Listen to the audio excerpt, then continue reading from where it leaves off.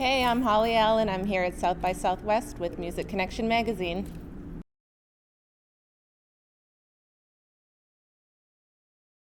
Actually, I was here once before, a couple of years ago, but I didn't really get a chance to enjoy it too much. My shows are a little more spaced out this time, and so I'm enjoying it a lot more and really getting the experience.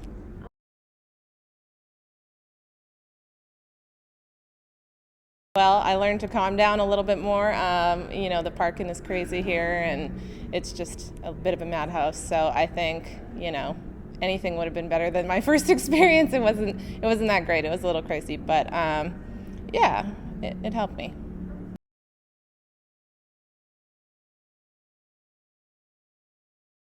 Well, ask friends who have been before and research online, as with anything.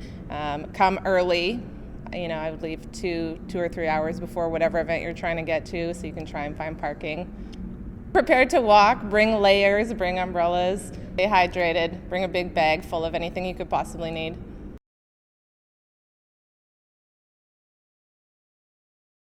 Well, it's interesting. I started out in Calgary, Alberta. That's where I'm from, and I went to high school there. And then I actually went to college after that, and that was kind of my first experience in Winnipeg, Manitoba.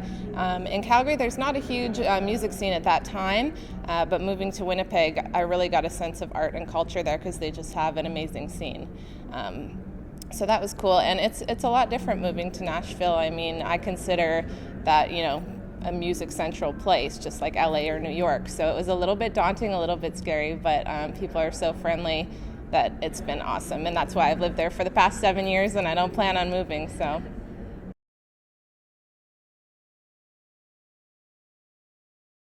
Well, I have a musical family. My father has always been, he would have music parties growing up, and I have two older brothers, and one of them, he is an independent musician as well, and so he kind of paved the way for me, and I learned a lot from him because he did everything first. So I was with him when he recorded his first CD, and that helped me it was a little less scary then because I could just, for a while I just did whatever Freddie did, and that was a lot easier for me, and then I really started to come into my own and figure out what I needed to do for my independent artist stuff, so that helped a lot.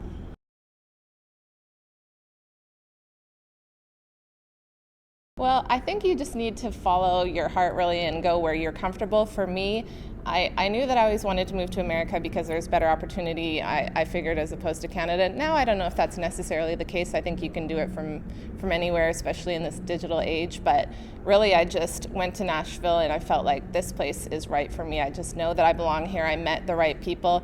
And so it's hard to say specific advice other than what feels right for you and to follow your gut. And that's just what I did. And it's worked so far.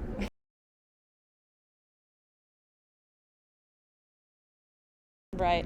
Well, I have so many influences, it's hard to pin down a couple because I really like to not feel put in a box. So I like to explore all kinds of different genres. But when I compare what my music is now, I like to say something like Rihanna, Beyonce, Mariah Carey. That's what it's comparable to because you get that, dance flavor, hip hop flavor, or ballads, but it's all still pop. I want to keep everything really mainstream and accessible because that's the kind of music I loved growing up. So.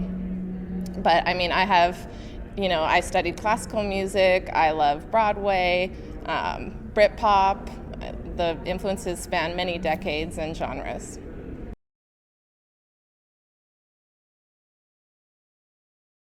Well, my personal favorite song of mine, I think, and I've discovered this more since I've been here at South by because it was in my set, is called Wanna Be Loved. And it's from the EP Leopardess, which is my last EP. And it just, I don't know. I think it's the most emotional connection, and it really speaks to one of my favorite sort of areas of music, which is like 90s R&B, and that's when I always loved music, and my family, we were always into music, but when I started to explore my writing and my singing was right at the time of like Mariah Carey, Monica, Brandy, and to me that song just encompasses like why I love music in the first place.